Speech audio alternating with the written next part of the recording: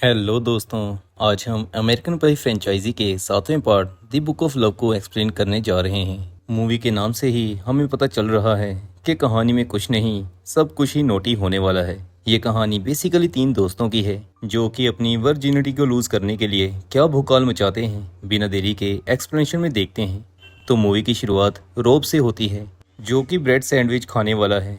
लेकिन तभी रोब की बुद्धि उसे अपना केकड़ा ब्रेड में डालने को कहता है। रोब वैसा ही करता है और मज़े लेने लग जाता है। इतने में उसका कुत्ता वहां आके ब्रेड को खाने लगता है, लेकिन ब्रेड में तो रोब का केकड़ा था। कुत्ता रोब के केकड़े को भी खाने लगता है। ऐसा लग रहा होता है कि जैसे कुत्ता रोब का चूस रहा हो। ये सारी रिकॉर्डिंग रोब का छोटा भाई कोडी अपने फ़ोन में कर लेता है और उसे यूट्यूब पे अपलोड कर देता है। अगले दिन रोब अपने बाकी 2 मुट्ठल दोस्तों, मेरा मतलब पक्के दोस्तों को, नेथन और ल्यूक के साथ कॉलेज कैंटीन में लंच कर रहा होता है। वहाँ वो देखता है कि कॉलेज की लौंडियाँ उसकी कुत्ते वाली वीडियो देख रही हैं, जिससे रोब की काफ़ी बेइज्जती हो रही थी। लेकिन बेचारा अब कुछ कर भी नहीं सकता था। फिर रोब से मिलने हेडी आती है। रोब और हेडी दोनों अच्छे दोस्त हैं, लेकिन रोब उसे आज तक बता नहीं पाया कि उसका दिल सिर्फ हेडी के लिए धड़कता है। हेडी उसे आते ही कहती है कि आज हम करने वाले हैं ना। हवस भरे रोब को लगता है हेडी रोमांस के बारे में बात कर रही है, लेकिन वो असाइनमेंट पूरी करने के लिए पूछ रही थी। फिर सीन शिफ्ट होता है क्लासरूम में, जहाँ ल्यूब अपनी क्रश एशली को देख के उसे नंगा इमेजिन कर रहा होता है और उसकी वो इमेजिनेशन से एक पेंटिंग भी रेडी करता है। दूसरी तरफ हेडी को वॉशरूम में दिखाते हैं, जहाँ 2 लड़कियां उसका मजाक उड़ा के कहती हैं कि हेडी से कुछ नहीं होगा, वो तो अभी तक वर्जिन है। हेडी के ये बात दिल पे लग जाती है। फिर असाइनमेंट के लिए जब हेडी रोब से लाइब्रेरी में मिलती है तो वो उसे कहती है कि उसे अब बिल्ली मरवानी ही है। ये सुनते ही रोब को झटका लगता है। मन ही मन वो सोच रहा था कि शायद हेडी उसके साथ करना चाहती है। वो कहता है हाँ हाँ जरूर, ये तो बहुत अच्छी बात कही तुमने। फिर सीन शिफ्ट होता है कॉलेज की पार्टी में, जहाँ नेथन अपनी गर्लफ्रेंड डैना के साथ गाड़ी में पप्पी झप्पी कर रहा होता है। नेथन नीचे जाने लगता है, लेकिन डैना उसे रोक लेती है और वो कहती है कि वो नीचे का सामान शादी के लिए बचा के रखना चाहती है। लेकिन नेथन कहता है मुझसे पहले तो तुम 7 लोगों के साथ शादी मना चुकी हो। तो इस पर डाना गुस्सा होके कहती है 7 नहीं 6, और गुस्से में वो पार्टी में आ जाती है। इधर पार्टी में रोब हेडी की बिल्ली मारने के लिए उसे ढूंढ रहा है, जिसके लिए वो मशाल लेके स्कूल की लाइब्रेरी में एंटर करता है, जहाँ वो देखता है कि हेडी तो किसी और के साथ ही अपना मुंह काला करवा रही है। ये देख के रोब के हाथ से मशाल नीचे गिर जाती है, जिससे लाइब्रेरी में आग लग जाती है। रोब और हेडी आग बुझाने लगते हैं, लेकिन सायरन बजता है और वहाँ टीचर आके दोनों को पकड़ लेती है, जिसकी वजह से दोनों को लाइब्रेरी साफ करने का काम दिया जाता है। अगले दिन रोब हेडी से बात करने की कोशिश करता है, लेकिन वो उसे इग्नोर करती है। सफाई करते करते रोब को एक पुरानी बुक मिलती है जिसपे लिखा था बाइबल, लेकिन कहानी में ट्विस्ट होता है। ये बाइबल लोंडो की बाइबल थी, जिसमें लड़कियों को खुश करने के सारे पैंतरे लिखे हुए थे, लेकिन आग लगने की वजह से बाइबल फट चुकी थी।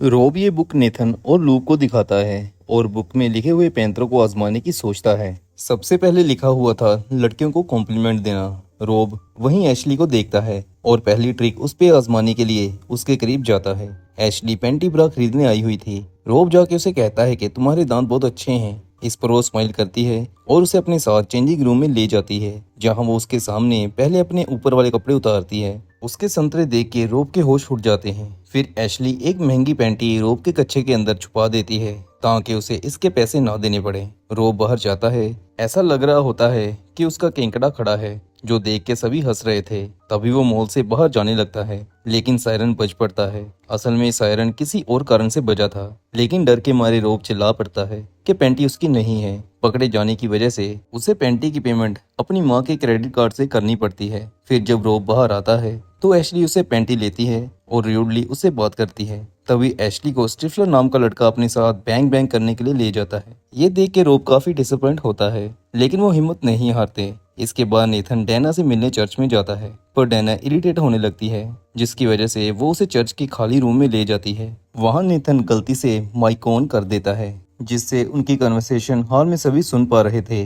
नेथन वहाँ डैना को उसकी माँ के जवानी के कांडों के बारे में बताता है, जो कि सभी सुन लेते हैं, जिससे डैना के पेरेंट्स को काफी शर्मिंदा होना पड़ता है। दूसरी तरफ रात रोब की माँ उससे पूछती है कहीं तुम्हें लड़के तो नहीं पसंद, ये कैसी शॉपिंग कर रहे हो मेरे क्रेडिट कार्ड से। तो रोब अपनी माँ से सॉरी बोलता है और कहता है कि वो स्ट्रेट है, ये सिर्फ एक गलती थी। फिर तीनों दोस्तों का ध्यान बाइबल में लिखी मिनी नाम की लड़की पे जाता है, जो कि 1995 की सबसे बड़ी खिलाड़ी थी। तीनों सोचते हैं वर्जिनिटी तोड़नी है तो इसी से तुड़वाते हैं। बाइबल के बताए एड्रेस पर तीनों पहुंचते हैं तो इन्हें पता चलता है कि ये घर तो कोठा है। वहां फिर वो मिनी के बारे में पूछते हैं, लेकिन जब मिनी इनके सामने आती है तो तीनों का मन खट्टा हो जाता है, क्योंकि मिनी 85 साल की बुड्ढी का नाम था। लेकिन फिर भी तीनों डिसाइड करते हैं कि अगर बाइबल में लिखा है तो मिनी खिलाड़ी है, उसे पक्का कुछ ना कुछ तो आता ही होगा, जिसकी वजह से पहले रोब मिनी के साथ आग बुझाने जाता है। लेकिन मिनी रोब का केकड़ा चूसते चूसते ही परलोक सिधार जाती है। रोब की ये देख के चीख निकलती है, जिसे सुन के लूब और नेथन जल्दी वहां आते हैं और घर के बाकी लोग भी। घर के लोग मिनी को मरा देख रोब को कातिल समझते हैं और उनके पीछे पड़ जाते हैं। तीनों फिर जल्दी वहां से गाड़ी निकालते हैं और उनसे बाल बाल बच के भागते हैं। वापिस आते टाइम रोब फिर से देखता है तो बाइबल में साल 1975 लिखा था, जब मिनी खिलाड़ी थी। इन्होंने गलती से 1995 समझ लिया था। फिर अगले दिन स्कूल में ल्यू पढ़ता है अगला स्टेप, जो कि था लड़की को अपनी फीलिंग्स खुले दिल से बताना।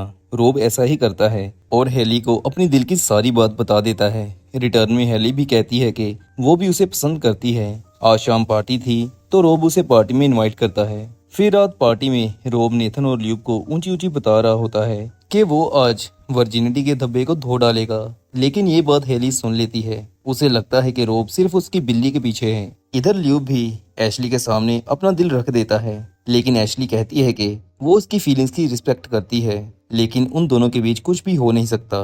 पर तभी ल्यूब को एक फायदा होता है। एशली की दोस्त कहती है कि वो उसकी बातें सुन के पिघल गई, अगर उसे कुछ करना है तो ऊपर रूम में आ जाए। ये सुन के ल्यूब काफी एक्साइटेड हो जाता है और वो एक्साइटमेंट में ये बात अपने दोस्तों को मैसेज के थ्रू बता देता है। बाहर नेथन कार में डैना को बताता है कि वो उसकी रिस्पेक्ट करता है और समय से पहले उसके साथ कुछ भी करना नहीं चाहता। ये सुन के डैना को उस पे प्यार आने लगता है और दोनों किस करने लगते हैं। इधर जब लूब रूम में जाता है तो वो लड़की उसका सेलफोन देख लेती है, जिसमें वो सारे मैसेज पढ़ लेती है और गुस्से में उसे कहती है कि तू ऐसे वर्जिन ही मरेगा मोटे। बाहर नेथन डैना को नीचे किस कर रहा होता है, तभी वो अपना केकड़ा बाहर निकालने लगता है कि डैना उसे मना कर देती है। फिर दिखाते हैं रोब, जो हेली और स्टिफलर को रूम में देख के गुस्से से पागल हो जाता है। हेली लेकिन समझ जाती है कि उससे गलती हो गई है। वो रोब को रोकने लगती है, लेकिन रोब उसे वहां से जाने को कहता है और जम के दारू पीने लगता है। फिर निराश हुए तीनों दोस्त इकट्ठे मिलते हैं। रोब टल्ली हो चुका था। वो फिर एक लड़की के पास जाता है जो उसे देखे जा रही थी। फिर वो उसे कहता है कि मैं तुम्हारे साथ लुका छिपी खेलना चाहता हूँ। लड़की मान जाती है। फिर दोनों रूम में जाते हैं, जहाँ रोब उसे घोड़ी बना के कुछ करे इससे पहले वो उस पर उल्टी कर देता है।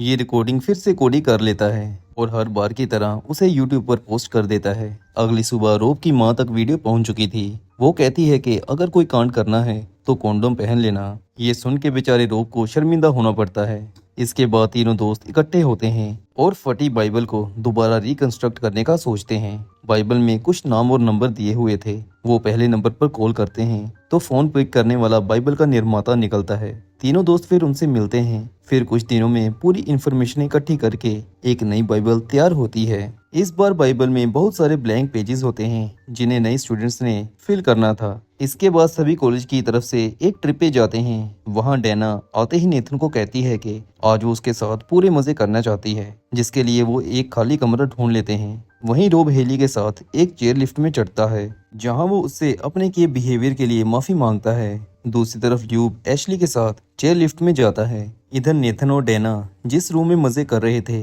वो असल में चेयर लिफ्ट को कंट्रोल कर रहा था। मजे करते करते नेथन का हाथ चेयर लिफ्ट के बटन पर जाता है और चेयर लिफ्ट हवा में ही रुक जाती है। वहाँ फिर रोब और हेली एक दूसरे के करीब आते हैं और दोनों एक दूसरे में समा जाते हैं। इधर हवा में अटके होने के कारण ल्यूब सोचता है किसी तरह वो हेल्प मांगे और चेयर लिफ्ट चल पड़े, लेकिन इस चक्कर में वो नीचे गिर जाता है। एशली ये देखती है और नजदीक लगे टावर से होती हुई उसके पास आती है। ल्यूब ठीक ठाक था, लेकिन एशली के दिल में उसने जगह बना ली थी और फिर ल्यूब भी कॉलेज की सबसे सुंदर बैडी के साथ हल्ला गुल्ला कर लेता है। इस तरह तीनों दोस्त अपनी वर्जिनिटी लूज करने में सफल रहते हैं। अगली सुबह रोब का छोटा भाई कोडी पीसी ऑन करता है तो वो देखता है कि उसकी भी वीडियो जिसमें वो वैक्यूम क्लीनर से अपने केकड़े को मजा दिला रहा है वो रोब ने चुपके से रिकॉर्ड कर ली थी और इंटरनेट पर अपलोड कर दी थी। इस तरह रोब कोडी से भी अपना बदला ले लेता है और यहाँ मूवी समाप्त हो जाती है। एक्सप्लेनेशन अगर अच्छी लगी हो तो चैनल सब्सक्राइब जरूर करिएगा।